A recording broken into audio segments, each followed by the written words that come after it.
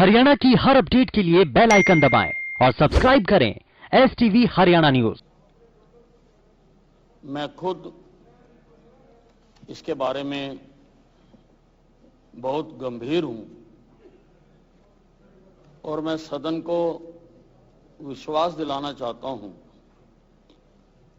कि मैं किसी भी अधिकारी कर्मचारी को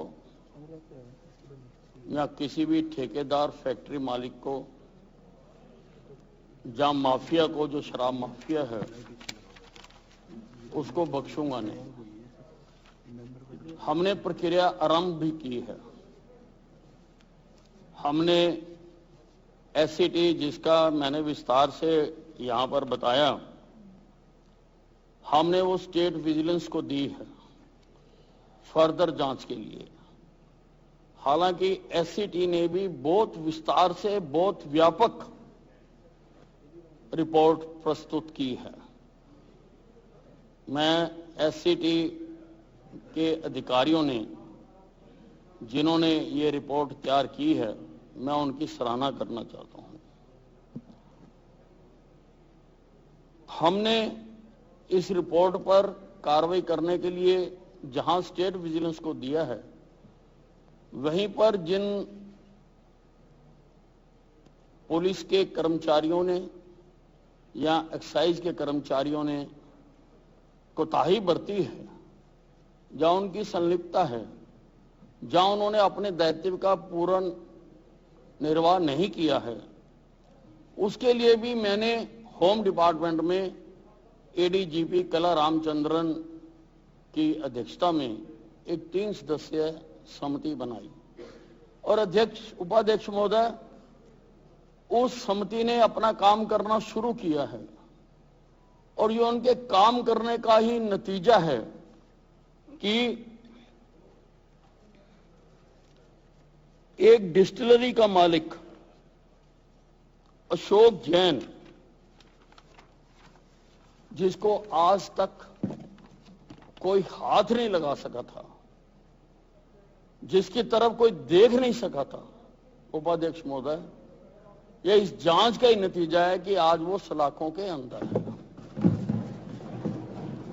ये इस जांच का नतीजा और सरकार की गंभीरता को बताता है कि सरकार इस दिशा में पूरी ईमानदारी के साथ और पूरी गंभीरता के साथ इस दिशा में काम करना चाहती है। जहां तक अभय जी ने बात उठाई कि एसआईटी के लिए मैंने लिखा था और एससीटी बना दी। अबे जी, एसआईटी बनी या एससीटी बनी, लेकिन एससीटी ने काम बहुत बढ़िया करा।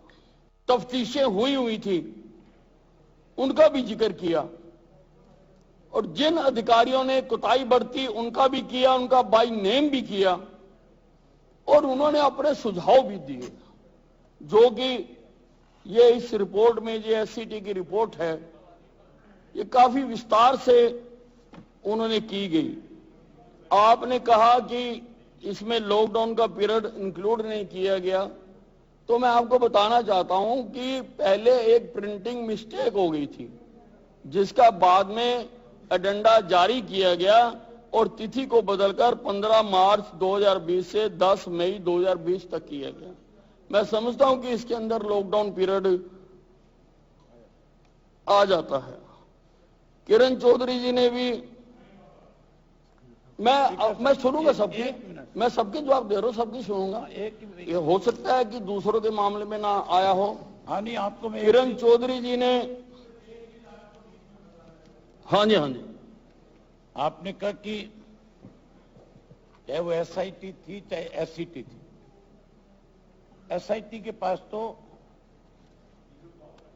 सीआरपीसी के तहत, 32 सीआरपीसी के तहत अपने आप में ही उनके पास एक पावर्स है कि वो किसी को भी बुला करके, किसी को भी नोटिस दे करके पूछ सकते हैं।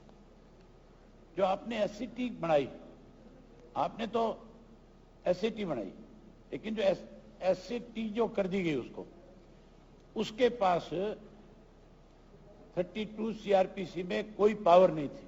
1 मिनट। और आपने उसके लिए मुख्यमंत्री जी से कहा भी कि इसमें 32 पीआरसी के तहत इनको भी पावर दे दी जाए ताकि ये सबसे इसके बारे में पूछताछ कर सके, लेकिन आपने उस बात को इग्नोर कर दिया। इसलिए आप जो है इस बात पे ज्यादा जोर ना दे तो ज्यादा अच्छी बात है, क्योंकि एक्साइज डिपार्टमेंट के जो डीटीसी जो थे, जब उनसे पूछा गया, जब उनको नोटिस दिया गया, तो उन्होंने इसका जवाब ही नहीं दिया। उन्होंने कह दिया कि हमारा डिपार्टमेंट बताएगा, हम नहीं बताएंगे। तो इससे ज्यादा और फिर क्या, उसकी पावर्स तो आपने पावरलेस कर दी कमेटी तो। और आप उस कमेटी को बधाई देते हो जिसको आपने पावरलेस कर दिया बेचारों को। वो तो चाहते थे कि हम कुछ अच्छा करें, लेकिन आपकी सरकार ने उसको पावरलेस करके रख दिया और आप फिर उसको यहां बधाई देते हो, कहते हो बहुत अच्छा काम किया। फिर इसका मतलब तो ये है कि आप उसको ठंडे बस्ते में फेंकने वाले हो। उपाध्यक्ष महोदय, अध्यक्ष महोदय, मैं हाउस को एक बात बताना चाहता हूं। यहां पर काफी चर्चा हुई, अभी बहस हो रही थी, कोई गब्बर कह रहा था, कोई कुछ कह रहा था। मैं गब्बर नहीं हूं, मैं अनिल विज हूं। और मैं अनिल विज हूं, मैं जिस काम को हाथ में लेता हूं उसको अंजाम तक पहुंचाता हूं।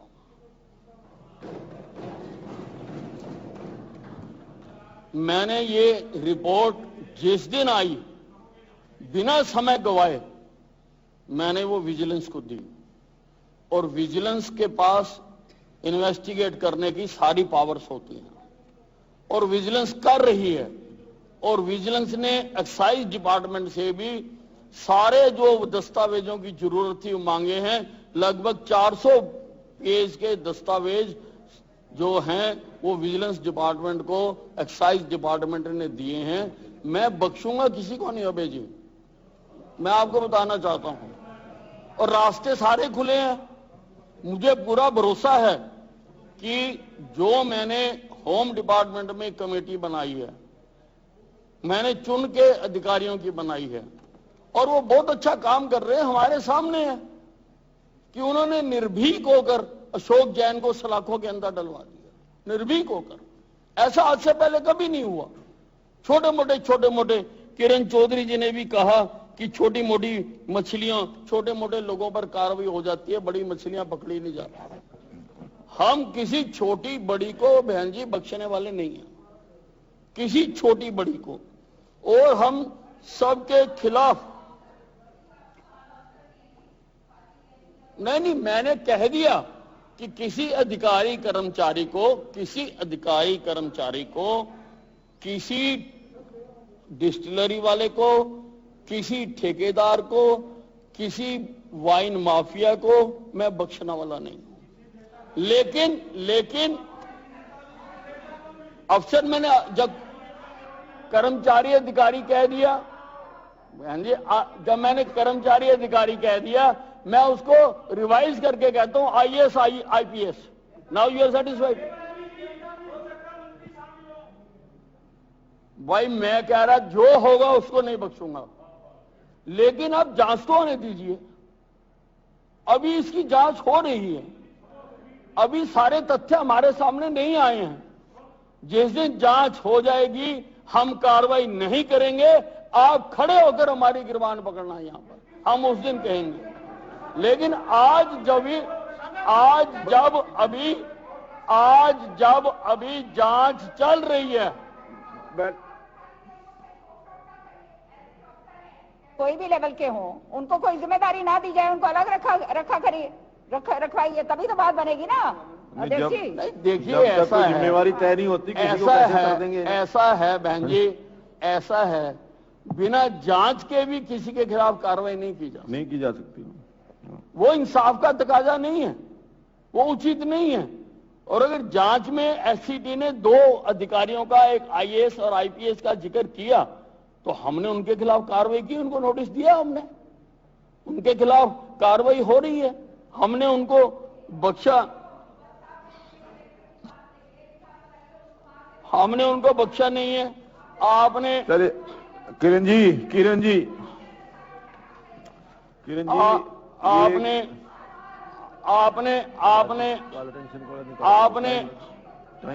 आपने एक बात और कही कि जैसा सोनीपत और पानीपत में हुज ट्रेजेडी हुई है, आज से पहले हरियाणा में कभी नहीं हुई।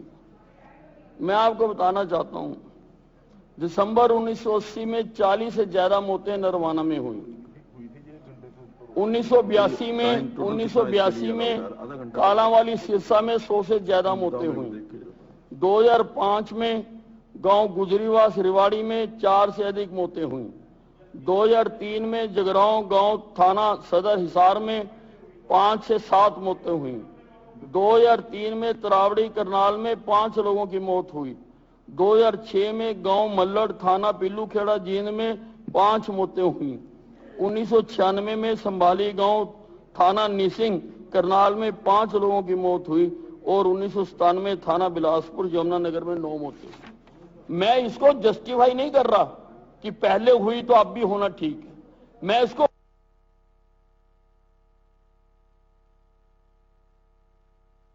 बहुत गलत मानता हूं। एक मिनट मेरे किरण जी, बीच बीच में ऐसे नहीं कहा कि सोनीपत टाइम में आधा घंटे का कॉल अटेंशन का टाइम होता है, 1 घंटा 10 मिनट हो चुके हैं। प्लीज मैं इसको खत्म होने दीजिए। कि सोनीपत में हुज ट्रेजेडी हो गई और अनिल विज ने कोई कार्रवाई नहीं की। मैं आपको बताना चाहता हूं, मैं बख्शता नहीं हूं। अगर कोई घटना हो जाए मैं सोते सोते भी उठ जाता हूं और कार्रवाई करता हूं। मैं समाचार पत्रों में कटिंगों पर कार्रवाई करता हूं, टेलीविजन पर खबर आने वाली खबरों पर कार्रवाई करता हूं। समाचार पत्रों से ही जैसे ही मुझे सोनीपत की सूचना मिली मैंने उसकी कार्रवाई की और मोहाना थाना के अंतर्गत नैना गांव में जो एक अवैध बोटलिंग प्लांट पकड़ा गया, जो कि संभावित है कि जिसकी वजह से ये मौतें हुई, मैंने कहा कि जिस इंस्पेक्टर के थाना के अंतर्गत वो फैक्ट्री आती है तुरंत प्रभाव से उस इंस्पेक्टर को सस्पेंड किया जाए और उसको सस्पेंड किया गया। वहां के एएसआई को भी सस्पेंड किया गया। बहन जी, मैं किसी को भी बख्शने वाला नहीं हूं, मैं किसी को भी आज तक मैंने माफ नहीं किया। मेरी डिक्शनरी में वो खाना नहीं है, माफी का खाना नहीं है मेरी डिक्शनरी में। जहां जहां पर बेवजह भी कार्रवाई करना उचित नहीं होता है। जहां तक बताया जा रहा है कि सोनीपत में 40 मौतें हो गई, पानीपत में 50 मौतें हो गई, ऐसा नहीं है बहन। ये भास्कर ने एक खबर छापी थी, भास्कर के सोनीपत एडिशन ने खबर छापी थी कि सोनीपत के शमशान घाट में 2 दिन में 17 लोगों का संस्कार हो गया। बहन जी, अब सिर्फ इसी बात से हम 17 को हुज ट्रेजेडी तो नहीं कह सकते हैं। उसमें नॉर्मल लोग भी हो सकते हैं जिनकी नॉर्मल डेथ हुई हो, शराब वाले भी हो सकते हैं, लेकिन नॉर्मल भी हो सकते हैं। तो मैं सबको तो शराबी नहीं मान सकता। कल को किसी का बेटा आके मेरी गिरबान पकड़े कि मेरा बाप तो शराब को देखता भी नहीं था, आपने उनका नाम शराबियों में लिख दिया। हमने, भाई मैं बता रहा हूं ना, लेट मी स्पीक। कोई रह जाएगा मैं आपको मौका दूंगा। प्रजातंत्र है भाई, सबको बोलने का अधिकार है, मैं मौका दूंगा। मैं खुद लड़ता रहा हूं। मैं ये हुड्डा साहब बैठे वहां उस कोने में बैठा करता था जहां अबे जी बैठे हुए, वहीं मेरी सीट होती थी और मैं खुद लड़ता था। मैं आपको लड़ने का मौका क्यों नहीं दूंगा? आप लड़िए, आप आवाज उठाइए, लेकिन मैं बोल रहा हूं कुछ रह जाएगा मैं करेक्ट करूंगा उसको, मैं उसको करूंगा। तो उन्होंने छापा कि 17 लोगों की हुई। हमने डीसी को कहा कि इसकी कमेटी बनाओ और सबसे घर घर जाके जांच करो जो काम चल रहा है। लेकिन अस्पताल में जो लोग आए जिनका पोस्टमार्टम हुआ, बहन जी, वो 5 लोग हैं। 5 लोग हैं जिन्होंने अस्पताल में आके कहा कि हमने शराब पी। उसी प्रकार से पानीपत में 4 लोग हैं। हमने उसके साथ ही सारे सोनीपत में सर्च अभियान चलाया और जो शुगर मिल है उसके सामने एक दुकान का पता लगा जहां से शराब बिकती थी। हमने उसको भी पकड़ा और उसके खिलाफ भी एफआईआर दर्ज की है। बहन जी, अनिल विज छोड़ेगा किसी को नहीं। ये मैं आज इस हाउस के माध्यम से सारे हरियाणा को बताना चाहता हूं, गलत काम करने वालों को, कि वो अपने गलत काम करने से बाज आ जाएं। अगर मुझे पता लगेगा, अगर मेरे पास सबूत आएंगे, अगर मेरे पास सामने शिकायत आएगी, तो मैं किसी को भी बख्शने वाला नहीं हूं। मैं उन सब के खिलाफ कार्रवाई करूंगा। सोनीपत पानीपत जी का सुरेंद्र जी ने बताया, मैंने बता दिया। गोगी जी ने कहा कि सब शामिल हैं, मैंने आपको बता दिया कि कोई भी शामिल होगा उसको अनिल विज बख्शेगा नहीं। धन्यवाद। धन्यवाद। अभी ध्यानाकर्षण सूचना संख्या 48। एक minute Kiran ji, Kiran ji, Kiran ji please, please Kiran ji, Kiran ji, Kiran ji एक मिनट बैठ जाइए। नहीं, ये चर्चा का विषय नहीं है।